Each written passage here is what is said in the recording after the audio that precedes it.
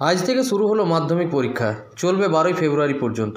প্রশাসনিক প্রস্তুতি তৎপরতা দেখা গিয়েছে পশ্চিম বর্ধমান জেলায় পরীক্ষা কেন্দ্রগুলিতে। মাধ্যমিক শিক্ষা কাউন্সিলের সূত্রে জানা গেছে, এবার মাধ্যমিকে নিয়মিত পরীক্ষার্থীর সংখ্যা 8,76,113, অর্থাৎ মোট পরীক্ষার্থীর সংখ্যা 9,23,013 জন।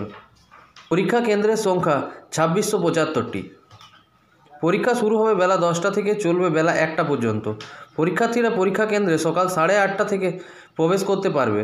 প্রশ্নপত্র বিতরণ শুরু হবে বেলা 9:45 থেকে, জানিয়েছেন মধ্যশিক্ষা পর্ষদ।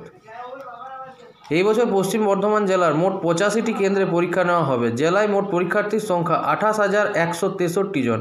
তার মধ্যে 22টি প্রধান কেন্দ্র বা মেন ভেন্যু রয়েছে। পরীক্ষার্থীদের মধ্যে 15,561 জন মেয়ে এবং 12,602 জন ছেলে রয়েছে।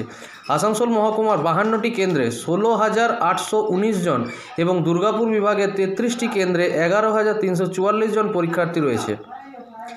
প্রসঙ্গত, 2023 সালেই পশ্চিম বর্ধমান জেলায় মাধ্যমিক পরীক্ষার্থীর সংখ্যা ছিল 22,637 জন। সেই দিক থেকে 2023 সালের তুলনায় 2024 সালে পশ্চিম বর্ধমান জেলায় 5,526 জন পরীক্ষার্থী বেড়েছে।